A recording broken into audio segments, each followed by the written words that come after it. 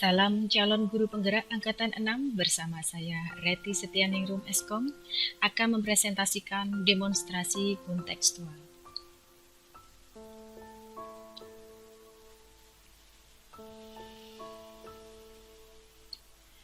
Pemikiran KHD tentang pendidikan yang pertama adalah tempat persemaian benih-benih kebudayaan yang hidup dalam masyarakat. Pemikiran KHD tentang dasar-dasar pendidikan bertujuan untuk menuntun segala kodrat yang ada pada anak-anak, agar mereka dapat mencapai keselamatan dan kebahagiaan setinggi-tingginya. Yang kedua, dasar-dasar pendidikan bertujuan untuk menuntun segala kodrat yang ada pada anak. Dan di sini, tugas pendidiklah yang menuntun tumbuh dan hidupnya kekuatan kodrat yang ada pada anak-anak, dengan tujuan setiap anak dapat memperbaiki lakunya dan tumbuhnya kekuatan kodrat anak.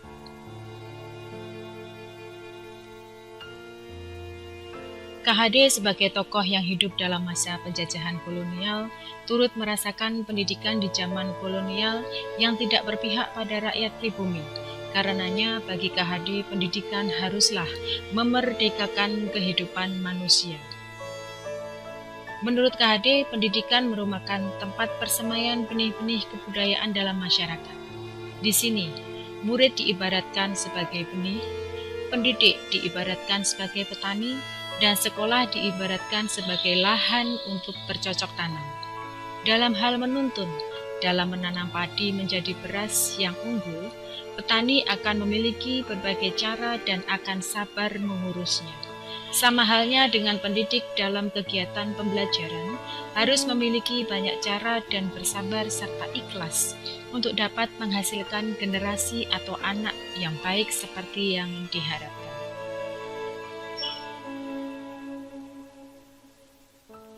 Menurut Ki Hajar Dewantoro, setiap manusia memiliki budi pekerti yaitu cipta, rasa, karsa, dan karya yang merupakan satu kesatuan tindakan yang didasari oleh hati, pikiran, dan tindakan.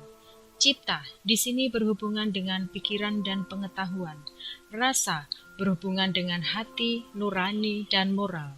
Karsa berhubungan dengan kehendak, tekad, niat, dan semangat. Karya diwujudkan dengan tindakan nyata dalam perbuatan.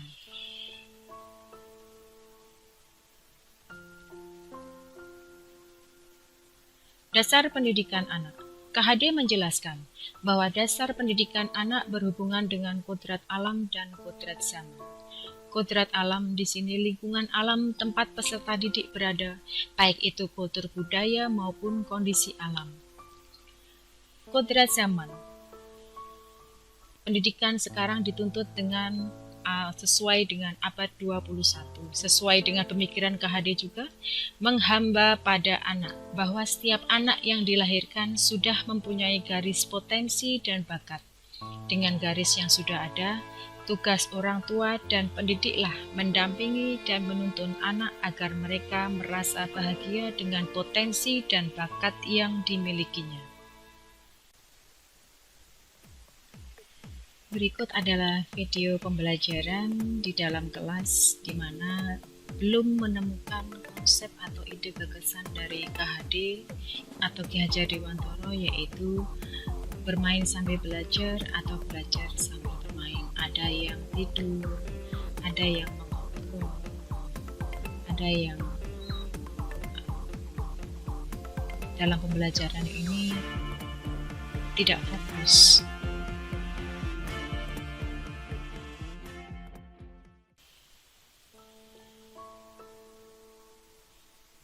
Dengan pemikiran-pemikiran KHD tadi, ada ide dan gagasan yaitu bermain sambil belajar, belajar sambil bermain.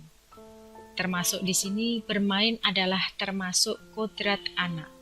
Menurut KHD, permainan anak itulah pendidikan. Disinilah pendidik harus memahami bahwa kodrat anak adalah bermain, sehingga pendidik bisa mengintegrasikan pendidikan dengan bermain sambil belajar, atau belajar sambil bermain dengan mengintegrasikan bermain sambil belajar atau belajar sambil bermain. Anak menjadi lebih paham dan antusias dalam memahami suatu materi dan menghilangkan kejenuhan dalam pembelajaran. Seperti yang terlihat dalam video berikut ini.